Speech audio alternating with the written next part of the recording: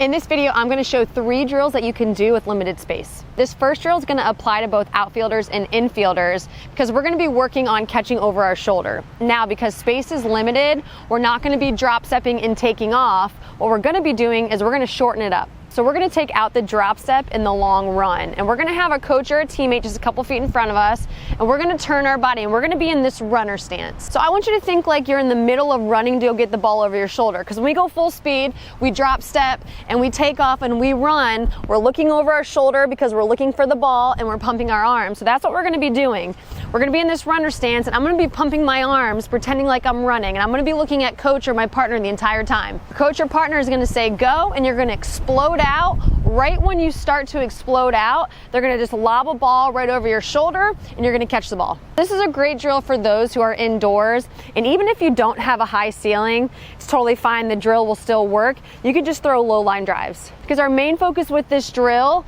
is to work on exploding out and reaching high to go get that ball. And when we reach, we're only using our glove hand. We only want to go glove hand because I can reach a lot further. If I try and reach for a ball over my shoulder with 2, I just can't reach as far. And again, because space is really limited, you don't need to be throwing the ball very far. When the athlete takes off, you're immediately going to be just lobbing a ball. They should only be taking maybe 3 to 4 steps. Now for my athletes, when you're doing this drill, don't just go through the motions and take off. You want to pump your arms really fast like you're running, and then you're going to push off that front leg and then reach high last second.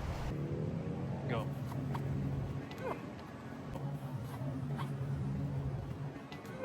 So this next drill is mainly for my infielders, and we're going to be working on picking the ball on the run. So we're going to go normal, then we're also going to go backhand. So for this drill, my partner is going to be about 10 feet in front of me, and I'm going to be square to my partner. They're going to lob a ball up just a couple feet in front of me, and what I'm going to do is I'm going to attack it, and I'm going to pick it on the outside of my glove foot. I'm going to go one hand because I can reach a lot further. It's going to allow me to stay fluid. And I also want to go on the outside of my glove foot because after I pick a ball, if I'm going full speed, I pick the ball on the outside of my glove foot. I just take one step and throw. That's going to allow me to get rid of the ball quick. So this is a great drill to work on your footwork and your glove. When you pick a ball, you want to make sure your fingertips stay down and you keep a flat wrist. So I'm picking the ball this way. What I like to do, especially for this drill when we break it down, is I like to pick it and then just take a couple steps forward, over-exaggerating, keeping my fingertips down. Very common thing that I see with players is they go to pick the ball and then they swipe and the ball kind of goes flying everywhere. We want minimal glove movement because eventually when we go full speed, we pick it and we got to bring it right up to that throwing hand. So another variation of this, we're going to do the same exact thing, except this time partner's going to toss it up a little bit more to my backhand side, and I'm going to run up and I'm going to pick it backhand on the run. So how I do this, pretty much same rules apply, except we're not going to be fielding on the outside of our glove foot. What we're going to be doing this time now is fielding more on the inside of our glove foot. And the reason for the inside, because that's my backhand side. So I'm going to attack it, making sure I'm staying behind the ball, my glove foot hits, I pick it, and then I'm going to just keep running forward just a couple steps. If you are inside and you do have the space, I do recommend after doing a bunch of reps without a throw, incorporate a throw. The net doesn't need to be very far whatsoever because, again, we're not running very far. It's just this is one of the harder things to do in the infield. So to get the proper footwork down, proper glove movement, proper transfer, and proper arm slot is challenging. It takes a while to get. So I would say do a bunch of reps, just picking it straight in, backhand on the run, and then eventually do the same thing, but this time you're going to throw.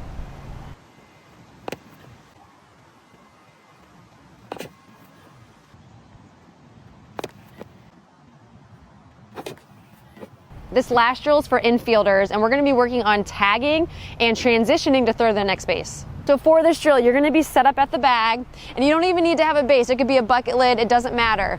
What we're going to do is we're going to have our partner be 15 feet away. They're going to be throwing me a ball. I'm going to be working on letting the ball travel. So I'm going to let that ball get baseline if it's a decent throw. I'm going to catch, go down right as I tag. I'm going to be transitioning to come up to throw to the next bag.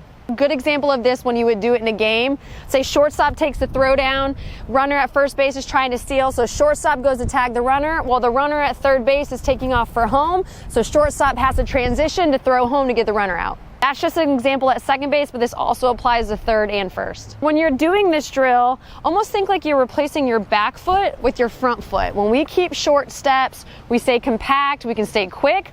When we go long steps or we go out and around, we lose our balance and our arm might get away from us. So you want to let the ball travel, you want to stay in your legs, let the ball get to the baseline before you catch. You're going to go down right when you tap the ground, you're going to transition, and you're going to throw it back to your partner.